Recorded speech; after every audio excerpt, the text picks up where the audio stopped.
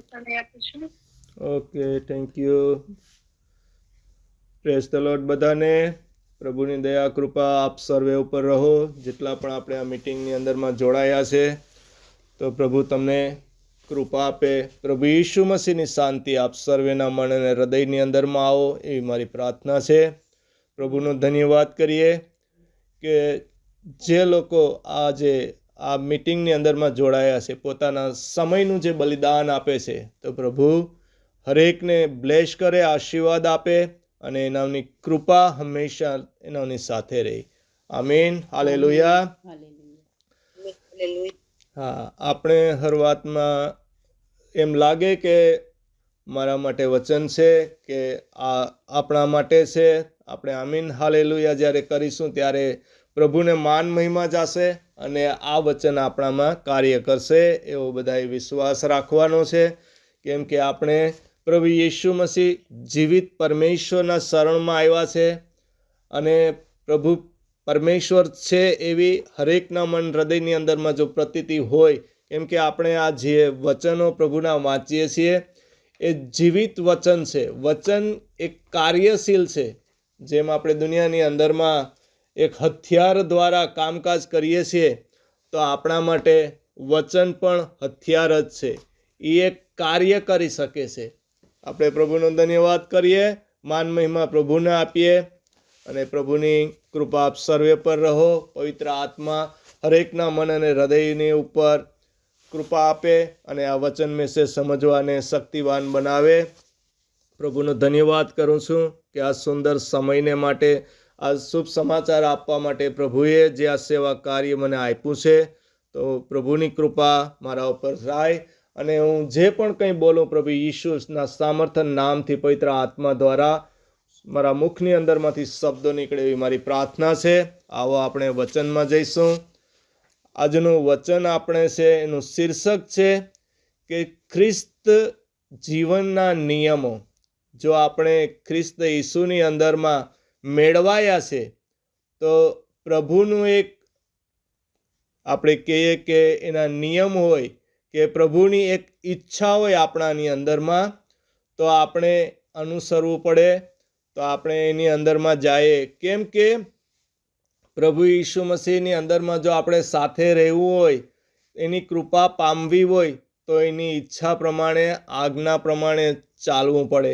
જો આપણે સ્વર્ગની અંદરમાં જો જવું હોય, તો પ્રભુના જે જીવનનું પુસ્તક છે એની અંદરમાં આપણું જો નામ નોંધાયેલું હશે, તો આપણે સ્વર્ગમાં જઈ શકશું. તો આપણે વિશ્વાસ એવો પણ હોવો જોઈએ કે આ પૃથ્વીના જીવન પછી સ્વર્ગનું જીવન પણ છે આપણા માટે. જે પ્રભુએ ઇટર્નલ લાઈફ એટલે કે સાર્વકાલિક જીવન જે આપેલું છે, એ બાઇબલ આપણે શીખવાડે છે કે આ પૃથ્વીના જીવન દરમિયાન અને સ્વર્ગના જીવન દરમિયાન, એટલે કે આ પૃથ્વીના જીવન પછી આપણું જે મરણ થાય છે આ પૃથ્વી ઉપર, તો આ જે જીવંત વચનો છે એ આપણે એ મર્યા પછી આપણે જ્યારે સ્વર્ગની અંદરમાં જઈએ છીએ ત્યાં સુધી પણ આપણે મદદ હેલ્પ કરે છે. પ્રભુનો ધન્યવાદ કરું છું આજના પ્રભુના વચનોને માટે. જે આપણે આ મિનિસ્ટ્રી કરીએ છીએ, તો હોલી ગોડ મિનિસ્ટ્રી તરફથી છે, આપણા પાસ્ટર ઉદયકુમાર તરફથી છે. અને જે આ બાઇબલ સ્ટડી આપણે કરી રહ્યા છે, તમને યાદ હશે કે આપણા પાસ્ટર ઉદયકુમારે જ્યારે આપણે ગુજરાતી લોક હતા એના માટે સ્પેશિયલ આ સમય અને આ ટાઈમ આપ્યો છે. જે આપણે કોરોના ટાઈમ હતો લાસ્ટ, જ્યારે આપણે સરખી રીતે જોડાઈ શકતા નહોતા, ત્યારે પ્રભુએ જોયું અને આપણા પાસ્ટર ઉદયકુમારને એક વિચાર આપ્યો એક પવિત્ર આત્મા દ્વારા કે આ તમારા લોક છે, જે આપણને ઘેટા કહેવામાં આવે, એ આપણને પૂરું જ્ઞાન પામી શકતા નહોતા. એટલે પ્રભુએ એ લોકોને અગવાહી આપી કે અમારા લોકને મારો શુભ સંદેશ સહી તરીકેથી પહોંચી રહે અને આ મીટિંગની અંદરમાં હોલી ગોડ મિનિસ્ટ્રીની અંદરમાં જોડાઈ રહે. આ ગુજરાતી સેપરેટ શા માટે કરવામાં આવ્યું? કેમ કે આપણે તામિલની સાથે જોડાઈ શકતા નહોતા, તામિલ સમજી શકતા નહોતા. એટલે ઇંગ્લિશમાંથી ગુજરાતીની અંદરમાં એક ટ્રાન્સલેશન કરવામાં આવે તો આપણે સ્પેશિયલ થોડા લોકો હોય તો ગુજરાતી આપણે પૂરું સમજતા નહોતા એ લોકોને, એટલે કે આ તામિલની અંદરમાં આપણે સમજતા નહોતા, એટલે કે સ્પેશિયલ ગુજરાતીને ઇંગ્લિશમાં મીટિંગ બનાવવામાં આવી. તો આ અંદાજે પણ મને આ તારીખ મેં લખેલી છે 19/12/2020 આપણે આની અંદરમાં જોડાઈ રહ્યા છે. તો પ્રભુની કૃપા છે કે આપણે હંમેશા કન્ટિન્યુ આની સાથે ચાલ્યા છે. તો પ્રભુનો હું ધન્યવાદ કરું છું કે આ મિનિસ્ટ્રી આ સમય છે આગળ પણ ચાલતો રહે, રૂકાવટ ન આવે. રૂકાવટ પ્રોબ્લેમ તો આવે ગમે એટલા, પણ આપણે એની અંદરમાંથી ડગવાનું નથી. આપણે આજની મિટિંગની અંદરમાં જે તામિલ મિટિંગ હમણાં હતી એની અંદરમાં જે એક વચન હતું, એ વચનની અંદરમાં જે કાઈન અને હાબેલનો દાખલો આપવામાં આવ્યો, કેમ કે પ્રભુએ કાઈનનું જે અર્પણ સ્વીકાર્યું હતું અને હાબેલનું અર્પણ સ્વીકાર્યું હતું, પણ કાઈનનું નહોતું સ્વીકાર્યું. કેમ કે પ્રભુએ કીધું કે જો પૂરા દિલથી, હૃદયથી, પ્રેમથી જો તો અર્પણ લઈને આવે તો હું ન સ્વીકારું, પણ કાઈનના ની અંદરમાં વિશ્વાસ હતો નહીં, એમ જ લઈને આવ્યો હતો. એટલે એનું મોં ઉતરી ગયું. ત્યારે પ્રભુ એને શું કહે છે ટૂંકમાં કે પાપ તારા પર અધિપત્ય જમાવવા માંગે છે, પણ તારે તેને અંકુશમાં રાખવું જોઈએ, અંકુશમાં લેવું જોઈએ. એટલે કે શેતાન તો હંમેશા એનું હથિયાર લઈને આપણા માટે તાકેલો જ છે કે જે કોઈ મળે એને ફાડી ખાવા માટે. પણ આપણા વિશ્વાસીઓના જીવનની અંદરમાં પ્રોબ્લેમો, તકલીફો તો આવવાની જ છે, પણ આપણે જો પ્રભુની સાથે અડી રહેશું, પ્રભુની સાથે આપણે ઊભા રહીશું, હંમેશા પ્રભુને સમય આપીશું, પ્રભુની અંદરમાં આપણો વિશ્વાસ કાયમ રહેશે. દુઃખ તકલીફો તો આવે છે, એટલે તો વચનમાં કીધું છે કે વિશ્વાસી 10 બાર કે 4 બાર કે 7 બાર પડી જશે, પણ એ પાછો ફરી ઊભો થશે. એટલે આપણે પ્રભુની અંદરમાં એવો વિશ્વાસ રાખવાનો છે કે આપણા પરમેશ્વર આપણી સાથે છે, એ આપણા પગને ડગવા દેશે નહીં. આપણે જે પર્વત પર ચડી શકતા નથી એ પર્વત પર આપણો હાથ પકડીને પરમેશ્વર ચડાવશે. આપણે એવો વિશ્વાસ, અડગ વિશ્વાસ રાખવાનો છે. દુઃખ તકલીફમાં પડી જાય, હરેકના જીવનની અંદરમાં કસોટી, પરીક્ષણ આવે જ છે અને આવશે આગળ પણ જે સદાયને માટે, કાયમને માટેનો સામનો કરીને ટકી રહેશે એનો જ ઉદ્ધાર થશે, એનું જ જીવનના પુસ્તકમાં નામ લખવામાં આવશે. તો આપણે આજે વચનની અંદરમાં જઈએ. જે રોમનનો પત્ર ચેપ્ટર 12 છે, એનું આપણે 9 થી 21 સુધી વાંચી જઈશું. પછી આપણે એનું થોડું મનન કરીશું. તો કોઈ આપણે વાંચશે. રોમનનો પત્ર ચેપ્ટર 12 છે, વર્સિસ 9 થી કન્ટિન્યુ આપણે વાંચીશું 21 સુધી. ઓકે, રોમનોનો પત્ર 12મો અધ્યાય 9-21. તમારો પ્રેમ સંપૂર્ણ રીતે દંભ રહિત હોય. ભૂંડાનો ધિક્કાર કરો. જે સારું છે તેને પકડી રાખો. ખ્રિસ્તમાં ભાઈઓ તરીકે ઘટે છે તેવો ગાઢ પ્રેમ એકબીજા ઉપર કરો. સન્માન આપવામાં પોતાના કરતા બીજાને અધિક ગણો. ખંતથી મહેનત કરો અને આળસુ ન બનો. આત્મામાં ધગશ રાખો અને પ્રભુની સેવામાં મંડ્યા રહો. આશામાં આનંદ કરો, સંકટમાં ધીરજ રાખો. સર્વ સમયે પ્રાર્થના કરો. જેઓ તંગીમાં છે તેવા ભાઈઓને મદદ કરો. મહેમાનોનો આવકાર કરવા તમારા ઘર ખુલ્લા રાખો. જેઓ તમને સતાવે તેમને ઈશ્વર આશીષ આપે તેવી વિનંતી કરો અને શાપ આપતા નહીં. આનંદ કરનારાઓની સાથે આનંદ કરો, રડનારાઓની સાથે રડો. બધાની એક સરખી કાળજી રાખો. અભિમાન ન કરો, પરંતુ સાધારણ દરજ્જાના લોકો સાથે સામેલ થાવ. તમે જ બુદ્ધિમાન છો એમ ન સમજો. કોઈ તમારું ભૂંડું કરે તો સામું ભૂંડું ન કરો. બધાને ગમતું કરવાનો યત્ન કરો. બધાની સાથે શાંતિમાં રહેવાને તમારાથી બનતું બધું કરો. મારા મિત્રો, વેર વાળશો નહીં, એને બદલે તે કામ ઈશ્વરના કોપને કરવા દો. શાસ્ત્રમાં લખેલું છે, વેર વાળવું એ મારું કામ છે અને હું બદલો લઈશ, એમ પ્રભુ કહે છે. અને બદલે શાસ્ત્ર કહે છે તેમ, જો તારો દુશ્મન ભૂખ્યો હોય તો તેને ખાવાનું આપ. જો તેને તરસ લાગી હોય તો પાણી આપ. એમ કરવાથી તું તેને શરમમાં મૂકી દઈશ. ઊંડાઈથી તું હારી ન જા, પણ સારાથી ઊંડાઈ પર વિજય થા. આમીન. આમીન આમીન. હાલેલુયા. પ્રભુનો ધન્યવાદ. આજે આપણો જે આ મેસેજ એટલે સંદેશનો વિષય છે ખ્રિસ્તી જીવનના નિયમો. પ્રભુએ આપણે ખ્રિસ્તની અંદરમાં આપણે પ્રભુ ઈસુ મસીહ સાથે ચાલવા માટે આ નિયમો આપેલા છે, આ વચનો આપેલા છે. તો આ વચન દ્વારા આપણે ચાલવાનું છે. તો પહેલાં કહે છે કે તમારો પ્રેમ સંપૂર્ણ રીતે દંભ રહિત હોય, ભૂંડાનો ધિક્કાર કરો, જે સારું છે તેને પકડી રાખો. તો આપણે પ્રભુ ઈસુની અંદરમાં છે, તો પ્રભુ ઈસુની આજ્ઞાઓ પ્રમાણે, નિયમો પ્રમાણે, વચન પ્રમાણે ચાલવાનું છે. આપણે કહીએ છીએ કે આપણે એકબીજા પ્રત્યે પ્રેમ કરો, અને આપણે કહીએ છીએ હા પ્રેમ કરીએ છીએ, પણ દેખાવ પૂરતો નહીં, પણ દિલથી, અંતરથી આપણો પ્રેમ રહેવો જોઈએ.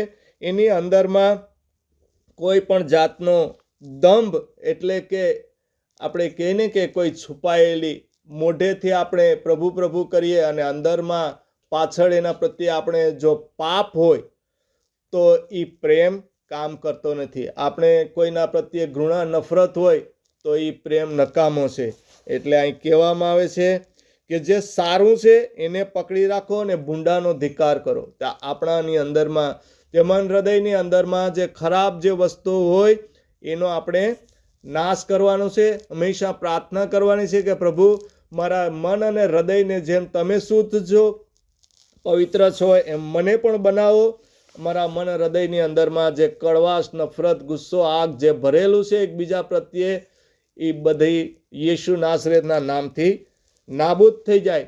એટલે આજના આ જે વચનો આપણે વાંચીશું એની અંદરમાં જે કંઈ ખરાબ, ઇવલ, દુષ્ટતા હોય એ પ્રભુ ઈસુના નાસરેતના નામમાં આપણે એનો ત્યાગ કરવાનો છે. અને વચન 10માં કહીશ કે ખ્રિસ્તમાં ભાઈઓ તરીકે ઘટે તેઓ ગાઢ પ્રેમ એકબીજા પર કરો, સન્માન આપવામાં પોતાના કરતાં બીજાને અધિક ગણો. તો આપણે બધાની અંદરમાં આપણે પ્રભુમાં આપણે એક ભાઈ બહેન છે, આપણે એક સમાનતામાં રહેવાનું છે, અને એકબીજાનું સન્માન કરવાનું છે, અને આપણા કરતાં બીજાને અધિક ગણવાનું છે. અને કહે છે કે ખંતથી મહેનત કરો, આળસુ ન બનો, આત્મામાં ધગશ રાખો અને પ્રભુની સેવામાં મંડ્યા રહો. તો આપણે જે પણ આપણું જે કાર્ય કરીએ, શારીરિક કાર્ય કરે, આપણે કામ ધંધે જઈએ અને આપણે જે પણ કામ કરવાની અંદર આપવામાં આવે એ કામ આપણે કરવું જોઈએ. કેમ કે આપણે જો કામ કરીએ છીએ એને આપણે મજૂરી મળે છે, આપણે પૈસા મળે છે, આપણે રોજી રોટી માટે કામે જાય છે. તો પ્રભુની નજર પણ આપણાની અંદરમાં હોય છે. તો આ જે આપણે કામકાજ કરીએ ખંતથી, મહેનતથી કરવાનું છે. એની અંદરમાં જે કામ સોંપ્યું છે એ કાર્ય આપણે કરવાનું છે, કે એ કામ કરવાને માટે તો આપણે ગયા છે, તો એ કામ મહેનતથી કરવાનું છે. એની અંદરમાં આપણે આળસાઈ કરવાની નથી. કામ આપણે જો પૂરું આપણેથી દિલથી કે જે પ્રમાણે આપ્યું છે એ પ્રમાણે કરતા નથી તો એ કામ ચોરી કહેવાય, કામ ચોર કહેવાય. તો એ પણ એક પ્રભુની આજ્ઞા છે કે આપણે ચોરી કરવી નહીં, જૂઠું બોલવું નહીં. તો એક કામ ચોરી કર્યું કહેવાય, આપણે મફત પૈસા લીધા કહેવાય. તો આપણે આ કામની અંદરમાં અહીંયા વચનમાં આપણે કહે છે, આપણે કોઈને સલાહ આપતા નથી, કેમ કહીશ કે ખંતથી મહેનત કરો અને આળસુ ન બનો, આત્મામાં ધગશ રાખો, પ્રભુની સેવામાં મંડ્યા રહો. તો અહીંયા આપણે આ વચન શીખવાડે છે. અને વચન 12 કહે છે કે આશામાં આનંદ કરો, સંકટમાં ધીરજ રાખો, સર્વ સમયે પ્રાર્થના કરો. તો આપણે પ્રભુની અંદરમાં જે આ સેવા કરવાની છે, એટલે કે પ્રભુએ જે કાર્ય આપ્યું છે એ પણ આપણું એક કામ છે. જે શારીરિક આપણે આખું અઠવાડિયું કામ કરીએ છીએ, પણ જ્યારે પ્રભુનો જે આ સમય આપેલો છે એની અંદરમાં જો આપણે પ્રભુની અંદરમાં સત્સંગમાં એની સેવા, આ સર્વિસ મિટિંગમાં જોડાઈએ છીએ, પ્રભુના વચનો સાંભળીએ છીએ, પ્રાર્થના કરીએ છીએ, તો એ પણ પ્રભુનું એક કાર્ય છે, આપણી એક આશા છે. તો એની અંદરમાં આપણે એક આનંદ કરવાનો છે. પણ કે સંકટમાં ધીરજ રાખો. પણ આપણા આ જે કાર્ય કરતાં કરતાં પ્રભુમાં રહેતા પણ જે કોઈ તણાવ આવે, ટેન્શન આવે, મુસીબતો, તકલીફ આવે, કોઈ પણ રૂકાવટ આપે, તો આપણે એની અંદરમાં એક ધીરજ રાખવાની છે, પ્રાર્થના કરવાની છે કે પ્રભુ પરમેશ્વર એને હટાવશે આપણામાંથી. જેઓ તંગીમાં છે તેવા ભાઈ બહેનોને મદદ કરો, મહેમાનોનો આવકાર કરવા તમારા ઘર ખુલ્લા રાખો. વચનનું કહેવાનું છે કે આપણા આ જે ખ્રિસ્તી ભાઈઓ છે કે અવિશ્વાસી લોક પણ હોય, આપણાથી બને એટલી મદદ કરવાની છે, જે થાય એ કરવાનું છે. તો એને પણ અહીંયા પ્રભુનું વચન કહીશ કે પ્રભુ પરમેશ્વરે પણ એના દીકરાને આપણી મદદ માટે મોકલાયો હતો. આપણે નાશમાં જઈ રહ્યા હતા, આ નાશમાંથી આપણે કાઢવા માટે આ પ્રભુએ એના વચન આપ્યા, ત્યારે આપણે પ્રભુની મદદ મળી છે. તો પ્રભુ આપણને કહીશ કે તમારાથી બને એટલી એકબીજાને મદદ કરો અને તમારા મહેમાનોને આવકાર કરવા તમારા ઘર ખુલ્લા રાખો. એટલે કે આપણા ઘર ખુલ્લા રાખવાનો મતલબ એ કહે છે કે કોઈ વિશ્વાસી ભાઈ બહેન આપણા ઘરે આપણે કંઈ સત્સંગ થાય, મીટિંગ થાય, સ્તુતિ આરાધના માટે કંઈ આપણે પ્રભુના માટે, લોક માટે ઘર ખુલ્લું રાખીએ, એના માટે આ વચનમાં કહેવામાં આવે છે કે તમારા ઘર ખુલ્લા રાખો. કે જેવો વચન 14 કહીશ કે જેઓ તમને સતાવે તેમને ઈશ્વર આશીષ આપે તેવી વિનંતી કરો અને શાપ આપતા નહીં. અહીંયા આ વચનોની અંદરમાં પ્રભુ આપણે એક સલાહ આપે છે, પ્રભુ એના માર્ગદર્શન આપે છે કે કઈ રીતે પ્રભુ સાથે ચાલવું. તો આપણે કહીશ કે સતાવણી તો હજારો આવશે. પ્રભુ ઈસુ મસીહને તો કેટલી સતાવ આવ્યા હતા, પણ હરેક સતાવની અંદરમાંથી એ લોકો પાસ થયા હતા. હરેક શેતાને એની પણ આકરી પરીક્ષા કરી હતી, આપણે વચન દ્વારા જાણીએ છીએ. વચન આપણી પાસે હરેક આગળ છે. બાઇબલ હરેકને આપવામાં આવ્યું છે. બાઇબલ આપણે એક અરીસા સમાન છે, એ આપણે દેખાડે છે. જ્યારે આપણે તકલીફ મુસીબતમાં આવીએ ત્યારે આપણે શું કરવું એનો હરેકનો જવાબ અહીંયા આ બાઇબલની અંદરમાં આ વચન દ્વારા આપેલો છે. અને આ વચન જ્યારે આપણે એને અનુસરણ કરીએ છીએ, પ્રાર્થના કરીએ છીએ, ત્યારે આપણામાં એક કાર્ય કરે જ છે. તો આપણે અહીંયા વચનમાં સમજાવે છે કે આપણે આ ઉપર સતાવણી, પ્રોબ્લેમ, તકલીફો આવે ત્યારે આપણે પ્રભુ પાસે જવાનું છે. અને કોઈ આ સતાવનાર છે તો આપણે એને શાપ આપવાનો નથી. આપણે પ્રભુ માટે પ્રાર્થના કરો, પ્રભુને પ્રાર્થના એના માટે કરવાની છે જેથી એને પ્રભુનું જ્ઞાન પ્રાપ્ત થાય, એવી પ્રાર્થના આપણે કરવાની છે. આપણે એને શાપ આપવાનો નથી. જો શ્રાપ આપણે આપશું તો આપણે એના જેવા જ થઈ જશું. એના પ્રત્યે આપણે કુડકુડાટ, ઘૃણા, નફરત કરીશું તો એનામાં ને આપણામાં કોઈ ફેરફાર નહીં રહે. તો આપણા ઉપર સતાવ આવે, પ્રોબ્લેમ આવે તો પણ આપણે એનાને શ્રાપ આપવાનો નથી, એના માટે પ્રાર્થના કરવાની છે. અને વચન 15 કહે કે આનંદ કરનારાઓની સાથે આનંદ કરો, રડનારાઓની સાથે રડો. તો જેવું સિચ્યુએશન હોય, જેવી પરિસ્થિતિ હોય એ પ્રમાણે આપણે એની અંદરમાં ચાલવાનું છે. એક્ઝામ્પલ આપણે હું આપું કે હમણાં ઠંડીનો સમય છે, વરસાદનો સમય છે, તો આપણે જો બહાર જઈએ તો વધારે કપડાં પહેરી લઈએ, વરસાદ આવતો હોય તો છત્રી લઈએ, પગમાં આપણે બૂટ ચંપલ પહેરીએ. તો આપણે અહીંયા કહેવામાં આવે છે કે જેવી પરિસ્થિતિ હોય, જો આનંદનો સમય હોય, આનંદ કરતા હોય તો ત્યારે આપણે આનંદ કરવાનો હોય. આનંદ કરતા હોય, આનંદનો ટાઈમ હોય તો આપણે એની અંદરમાં રડશું નહીં. નહીં તો પ્રભુ શું કહે કે આનંદ કરવાનો છે ત્યાં આનંદ કરો, ત્યાં રડવાનું નથી. પણ જ્યાં રડવાનું હોય ત્યાં આનંદ કરવાનો નથી. તો આ સમજ લેવી જરૂરી છે કે જેવો પરિસ્થિતિ હોય, જેવો સમય હોય એ પ્રમાણે આપણે વર્તવાનું છે અને પ્રભુના આ વચન પ્રમાણે કરવાનું છે. અને કહે છે કે બધાની એક સરખી કાળજી રાખો, અભિમાન ન કરો, પરંતુ સાધારણ દરજ્જાની લોકો સાથે સામેલ થાઓ. તમે જ બુદ્ધિમાન છો એમ ન સમજો.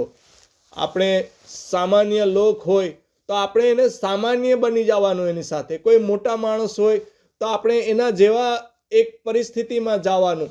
એક્ઝામ્પલ આપણે જોઈએ કે આપણે કોઈ મરણ થઈ ગયું એની ત્યાં જગ્યાએ જઈએ તો આપણે એક શોકની અંદરમાં મરણના એવા કપડાં પહેરીને આપણે ત્યાં જઈએ.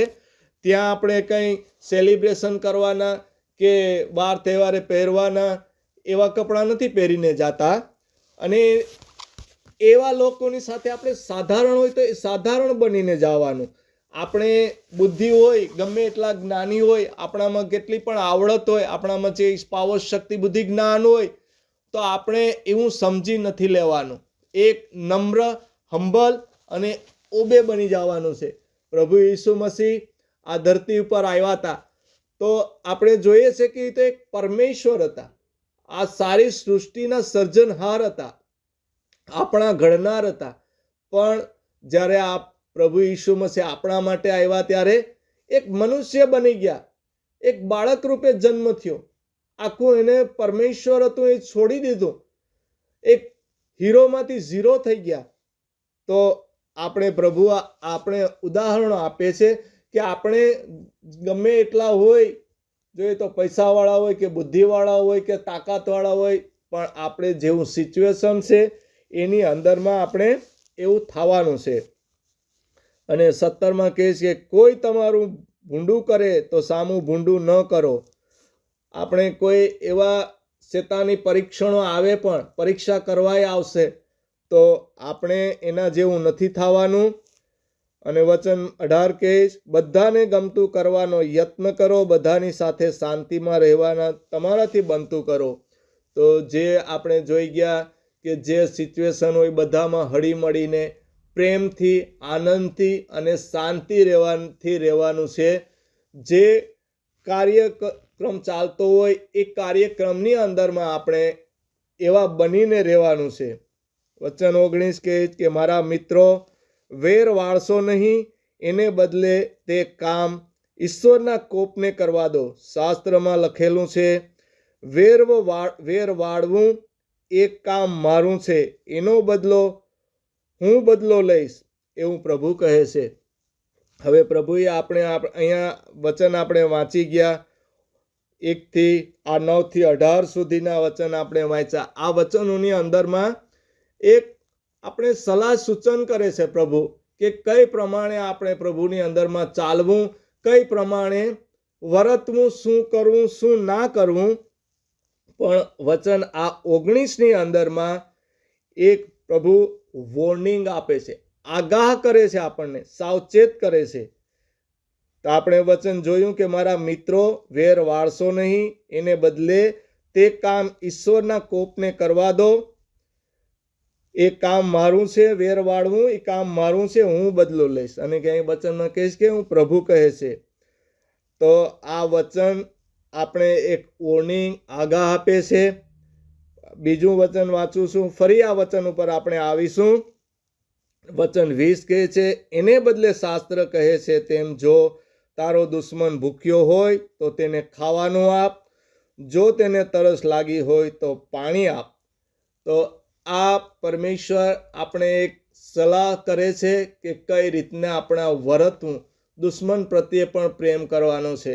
આપણે આપણા સગા સંબંધીઓ જે આપણા ઉપર પ્રેમ કરતા હોય એને માટે જ નહીં, પણ દુશ્મન પર પણ પ્રેમ કરવાનો છે. કે ભૂખ્યો હોય તેને ખાવાનું આપવું, તરસ્યું હોય તો પાણી આપવું. આ પ્રભુ આપણને કહે છે.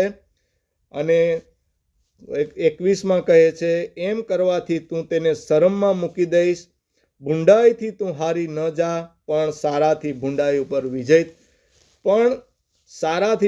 પર વિજય થા. તો અહીંયા વચનમાં કહે કે પરિસ્થિતિ, સિચ્યુએશન ગમે એવી આવે, હાર નથી માનવાનું. જો તમે દુશ્મનને ખાવાનું આપશો, પાણી પાશો, તો ઓટોમેટિક એના અંદરમાં એક લજ્જાપણું, શરમપણું આવી જશે કે મેં આના માટે એટલું કર્યું ને આ તો મને પ્રેમ કરે છે. ત્યારે આપણે પરખાશું કે આપણે પરમેશ્વરના લોક છે કે શેતાનના લોક છે. ત્યારે આપણે પારખ થશે. તો અહીંયા આપણે વચન એટલા વાંચ્યા, પણ હું આ વચન 19 ઉપર કહેવા માંગુ છું કે પરમેશ્વરે આપણે એક આ ગાઢ, એક મોટી અહીંયા આપણે વોર્નિંગ આપી છે, એક આપણે સચેત કર્યા છે અને ભારપૂર્વક આપણે ચેતવણી આપે છે. આ બધા વચન તો આપણે સલાહ સૂચન પ્રમાણે આપ્યા કે કઈ રીતે ખ્રિસ્તમાં જીવવું. આ ખ્રિસ્તમાં જીવનારા એટલે કે આપણે ખ્રિસ્તી સાથે મેળવાયેલા છે, પ્રભુ ઈસુ મસીહના શરણમાં આવ્યા છે, એના પ્રાર્થનાની અંદરમાં, એના આપણે સ્તુતિ આરાધનાની અંદરમાં, એના આપણે એના જીવનના પુસ્તકમાં ભાગીદાર થવા માટે આપણે પ્રભુ ઈસુ મસીહના જે શુભ સંદેશ આપણે જાહેર કરીએ છીએ એની ઉપર વાત વિચારણા મનન કરીએ છીએ. પણ અહીંયા પ્રભુ એક આગાહ વચન કરે છે, તો આપણે એને ગંભીરતાથી લેવાનું છે આ વચન 19ને.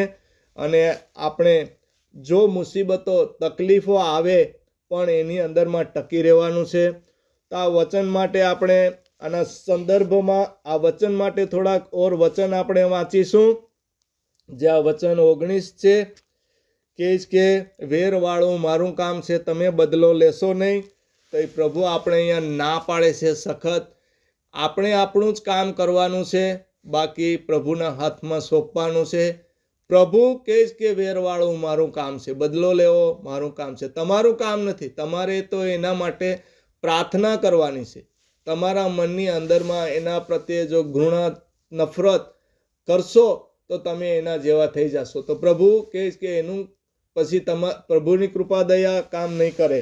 તો આ એક આપણે વચન વાંચીશું માંથી 5:44. એની અંદરમાં પ્રભુ ઈસુ મસીહ આપણે શું કહેવા માંગે છે આ વચન ઉપર. વાંચશું માંથી 5:44. માથીની લખેલી સુવાર્તા 5મો અધ્યાય અને 44મી કલમ. પણ હવે હું તમને કહું છું, તમારા દુશ્મનો પર પ્રેમ કરો અને તમને સતાવનારા માટે પ્રાર્થના કરો. આમીન. આમીન. હાલેલુયા. અને એક વચન આપણે પુનઃનિયમનું 32નું 35 પણ કાઢી રાખશું. અહીંયા પ્રભુ આપણને આ વચનની અંદરમાં શું કીધું? 5:44 કહે છે કે હવે હું તમને કહું છું, તમારા દુશ્મન પર પ્રેમ કરો અને તમને સતાવનારા માટે પ્રાર્થના કરો. તો પ્રભુ અહીંયા આપણે નવા કરારમાંથી જૂના કરાર સુધી પણ કહે છે અને એન્ડમાં પણ કહે છે. આપણે બધા વચનો નહીં વાંચીએ સમય જોતા.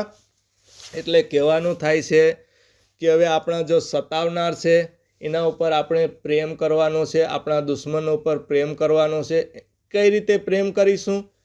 એના માટે આપણે પ્રભુને પ્રાર્થના કરીશું, પ્રભુ પાસે એની વિનંતી લઈ જશું. ત્યારે પ્રભુ એનો મન અને હૃદયને બદલાવશે અને એની સતાવણી બંધ થશે અને એ પ્રભુને ઓળખશે. આમીન. હાલેલુયા. આમીન. હાલેલુયા. અને પુનઃનિયમનું 32:35 વાંચીશું. પુનઃનિયમ 32:35. વેર મારે વાળવાનું છે, બદલો મારે લેવાનો છે. હું રાહ જોઉં છું તેમની પડતીના સમયનો. એમની આપત્તિનો દિવસ આવી પહોંચ્યો છે, તેમના પર આફત સત્વરે ઉતરશે. આમીન. આમીન. હાલેલુયા. તો પ્રભુ આ વચનના સંદર્ભમાં જણાવે છે આપણે પ્રભુ ઈસુ મસીહ અહીંયા કહી ગયા હતા માથીની અંદરમાં. તો અહીંયા પિતા પરમેશ્વર અહીંયા વચનની અંદરમાં કહે છે, આ સંદર્ભની અંદરમાં કે વેર વાળવાનું કામ મારું છે, બદલો લેવાનું કામ મારું છે. હું રાહ જોઉં છું અને એની પડતીના સમયનો એમને આપત્તિનો દિવસ આવી પહોંચ્યો છે. જ્યારે આપણે કહે છે કે હવે આપણે જ્યારે એની આધીનતામાં ન રહીએ ત્યારે આ તકલીફ આપણે પણ ઉપર આવી બનવાને માટે પણ છે જ. પ્રભુએ આ વચનોની અંદરમાં જે બોલ્યા છે એ થશે જ. પ્રભુએ આ જે બાઇબલની અંદરમાં વચન આપ્યા છે એ વચનને માટે પ્રભુએ જવાબદારી લીધેલી છે. આપણો આવો વિશ્વાસ રાખવાનો છે. પ્રભુના વચન કાર્યશીલ વચન છે. જ્યારે આપણે એનું મનન કરીએ છીએ ત્યારે એ આપણામાં કાર્ય કરે છે. અને જ્યારે આપણે ક્યારેક વચન વાંચીએ છીએ, મનન કરીએ છીએ, પણ વચનનું કામ આપણામાં દેખાતું નથી. પણ કામ ન દેખાય ત્યાં સુધી એની અંદરમાં એ જ વચન ઉપર એ જ આપણું જે કામ કંઈ જીવનની અંદરમાં પરિપૂર્ણ ન થતું એના માટે આપણે પ્રાર્થના કરીએ એ વચન દ્વારા, પણ સ્ટીલ કન્ટિન્યુ એના માટે આપણે પ્રાર્થના કરતી જ રહેવાની. જ્યારે એનો સમય આવશે ત્યારે એ વચન પરિપૂર્ણ થશે અને એ કાર્ય કરશે જ. કેમ કે પ્રભુએ વચનની બાંયધરી લીધી છે. એના ઉપર પ્રભુએ વચનનો વિશ્વાસ આપણે આપ્યો છે. વિશ્વાસ કરો, વિશ્વાસ કરો. આપણે પ્રભુની અંદરમાં ચાલનારાઓને, મસીહમાં ખ્રિસ્તમાં ચાલનારાઓને પ્રભુની અંદરમાં આ વચનોની અંદરમાં વિશ્વાસ કરવાનો જ છે. વિશ્વાસ દ્વારા જ કાર્ય થશે. આમીન, હાલેલુયા. અને વચન આપણે ઓર એક વાંચીશું, બીજો થેસાલોનિકની અંદરમાં ચેપ્ટર 1 6 થી 9 છે. ત્યાં આપણે શું કહે છે આપણે જરાક વાંચી લઈએ. થેસાલોનિકીઓને બીજો પત્ર, પહેલો અધ્યાય અને 6 થી 9 કલમ. ઈશ્વર યથાયોગ્ય જ કરશે. જેઓ તમને દુઃખ દેશે તેમના પર ઈશ્વર દુઃખ લાવશે. વળી ઈશ્વર અમારી સાથે તમ સહન કરનારાઓને રાહત આપશે. પ્રભુ ઈસુ તેમના શક્તિશાળી દૂતોની સાથે ભભૂકતી અગ્નિ જ્વાળા સાથે સ્વર્ગમાંથી પ્રગટ થશે. ત્યારે જેઓ ઈશ્વરને ઓળખતા નથી અને આપણા પ્રભુ ઈસુ સંબંધીના શુભ સંદેશને આધીન થતા નથી, તેમને ઈશ્વર પૂરેપૂરી શિક્ષા કરશે. તેઓ પ્રભુની હાજરીમાંથી અને તેમના મહિમાવાન સમર્થ્યવાદી અલગ રહેશે અને સાર્વકાલિક નાશની શિક્ષા ભોગવશે. આમીન. આમીન, હાલેલુયા. અહીં આપણે આ વચનની અંદરમાં સમજાવે છે, આપણને આ વોર્નિંગ આપે છે. આ વચન આપણે જેટલા વાંચ્યા એ બધા સલાહ શાંતિના સૂચનના આપણને એક માર્ગદર્શન આપવાના નિયમ હતા. પણ આપણને જે આ વેર ન વાળવું, વચન 19ની અંદરમાં આપણે આ વચનો દ્વારા, બીજા તો કનેક વચનો ઘણા છે બાઇબલની અંદરમાં, પણ આ વચન દ્વારા હું કહેવા માંગુ છું કે કહે છે કે આપણે જે ઈશ્વર યથા યોગ્ય જ કરશે. જેઓ તેમના દુઃખ દેશે પણ ઈશ્વર તેમના પર દુઃખ લાવશે. વળી ઈશ્વર અમારી સાથે તમ સહન કરનારાઓને રાહત આપશે. પ્રભુ ઈસુ તેમના શક્તિશાળી દૂતોની ભભૂકતી જ્વાળા સાથે સ્વર્ગમાંથી પ્રગટશે. તો પ્રભુ ઈસુ મસીહ અહીંયા આ વચનની અંદરમાં જે આ કાર્ય કરેલું છે કે આપણે જે કાર્ય કરવાનું કીધું છે કે જે આ દુશ્મનો હોય એના પ્રત્યે આપણે પ્રેમ રાખવાનો છે, એને માટે પ્રાર્થના કરવાની છે. આપણે એનો બદલો લેવાનો નથી, આપણે વેર વાળવાનો નથી. પણ પ્રભુ અહીંયા વચનમાં જે આ દર્શાવ્યું છે એ પ્રભુ કાર્ય કરશે. અને કહે છે કે ત્યારે વચન 9માં કહે છે કે તેઓ ઈશ્વરની હાજરીમાંથી નાશવંત સામર્થ્યમાંથી અલગ થઈ જશે અને સાર્વકાલિક નાશની શિક્ષા ભોગવશે. તો આ લોકો માટે પ્રભુએ અહીંયા વચન આપેલા જ છે. પ્રભુએ એક સ્વર્ગને નરક બનાવેલા છે. શા માટે? કેમ કે જે પ્રભુની ઈચ્છા પ્રમાણે ચાલશે એના માટે પ્રભુએ એની પાસે સ્થાન રાખ્યું છે સ્વર્ગ. અને જે શેતાનના છે એ શેતાનનું કાર્ય કરે છે, એ જૂઠા ને જૂઠાના બાપ છે બધી. તો એના માટે કરીને પ્રભુએ એક નરક બનાવ્યું છે, ત્યાં એનું સ્થાન રાખવામાં આવ્યું છે. તો પ્રભુએ આપણને માર્ગ, એના કઈ માર્ગે ચાલવું, પ્રભુએ આપણે આ માર્ગદર્શન આપ્યું છે પવિત્ર શાસ્ત્ર બાઇબલ દ્વારા કે આપણે શું કરવું અને શું ન કરવું. એના માટે હવે ખ્રિસ્તીઓ માટે આપણે આ શુભ સંદેશ દ્વારા પણ જાણ કરવામાં આવે છે. એના વચન આપણે બાઇબલ આપણે હાથમાં આપવામાં આવ્યું છે. અને આપણે જોઈએ છીએ કે પ્રભુએ શરૂઆત જ્યારે સૃષ્ટિની કરી ત્યારે આખું નિયમ બનાવી નાખ્યું હતું, આદમને સોંપી દેવામાં આવ્યું હતું. અને એને પ્રમાણે જે ચાલ્યા, પ્રભુ ઈસુની ઈચ્છા પ્રમાણે એ લોકો પ્રભુ પાસે ગયા. અને જે પ્રભુની ઈચ્છા પ્રમાણે ન ચાલ્યા એ લોકો નરકની અંદરમાં ગયા. તો આપણે આ પવિત્ર શાસ્ત્ર બાઇબલ દ્વારા આપણે વાંચી શકીએ છીએ, સમજી શકીએ છીએ. તો આપણે પ્રભુની કૃપા પ્રમાણે જીવવાનું છે, પ્રભુની ઈચ્છા પ્રમાણે જીવવાનું છે. હંમેશા પ્રાર્થના કરતી રહેવાની છે પરમેશ્વરને, પ્રભુની શું ઈચ્છા છે એ પ્રમાણે ચાલવાનું છે. હરેકના જીવનની અંદરમાં દુઃખ તકલીફો તો આવવાની છે, આવી ગઈ છે, આવી છે અને આવતી રહેશે.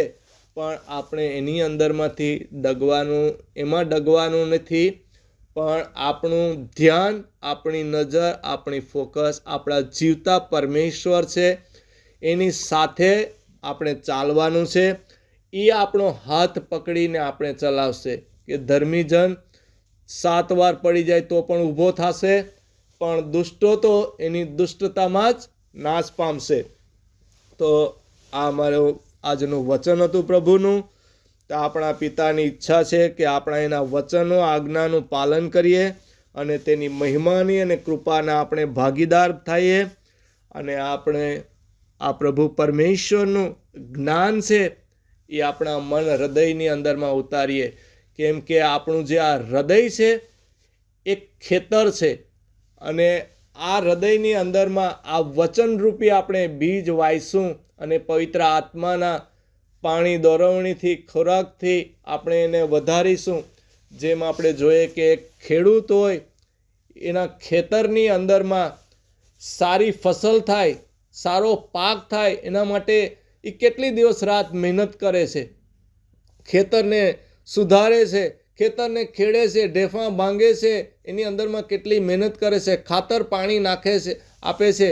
ત્યારે જ્યાં સુધી પાક ન પરિપૂર્ણ થાય, પાક પાકે નહીં, ફસલ પાકે નહીં અને પાક્યા પછી પણ જ્યાં સુધી એના કોઠારોની અંદરમાં ભરે નહીં, ત્યાં સુધી સખત મહેનત કરતો જ રહેશે. આપણે આ જીવનની અંદરમાં આપણા હૃદયની અંદરમાં પ્રભુ પરમેશ્વરના વચનોને વાવવાના છે. એની અંદરમાં આપણે મનન કરવાનું છે, એમાં મહેનત કરવાની છે એની અંદરમાં. તો આ વચન આપણાની અંદરમાં એક પાક રીતે, એક ફસલ રીતે એ પરિપૂર્ણ થશે. ત્યારે આપણે આ પ્રભુના વચનની અંદરમાં જ્યારે ચાલીશું, એની ઈચ્છાઓ આજ્ઞા પ્રમાણે આપણે કાર્ય કરીશું, ત્યારે પ્રભુની નજરની અંદરમાં આપણે એક કૃપા પામીશું અને પ્રભુના જીવનનું પુસ્તક છે એની અંદરમાં આપણું નામ લખવામાં આવશે અને પ્રભુ આપણને ઈસુ મસીહ લેવા આવશે અને પ્રભુ ઈસુ મસીહ આપણે સાથે જઈશું અને પ્રભુ ઇટર્નલ કાયમનું સાર્વકાલિક જીવન આપણને આપશે. તો હું સમય અહીંયા વધારે નહીં લેતા મેસેજ પૂરો કરીશું. પ્રભુનો ધન્યવાદ કરું છું. આજનો જે સમય આપ્યો એના માટે પ્રભુનો ધન્યવાદ કરું છું. જે મને આ સમય મોકો આપ્યો એના માટે હું ધન્યવાદ કરું છું. અને પ્રભુની આ સંગતિમાં તમે જેટલા જોડાયા છે એના માટે પ્રભુને તમે સમય આપ્યો છે.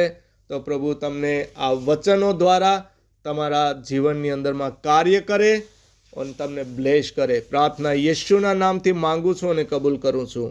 આમીન, આમીન. આપણી પાસે કોઈ સંકટ આવી જાય તો એ સંકટમાં કઈ રીતના વર્તવું એમાં બધામાં આપણે પ્રભુ હિંમત આપે અને શાંતિ આપે. અને આજ્ઞા જે બે મોટી છે એ આપણે જો આપણા જીવનોમાં ઓલું કરી લઈએ ગ્રહણ, તો એના દ્વારા આપણે આ બધા નિયમોમાં પણ સારી રીતના ચાલી શકીશું. આપણે આ સુંદર મેસેજ માટે આપણે ધન્યવાદ કરીએ પ્રભુનો અને આપણે હવે મીટિંગમાં આગળ જઈશું.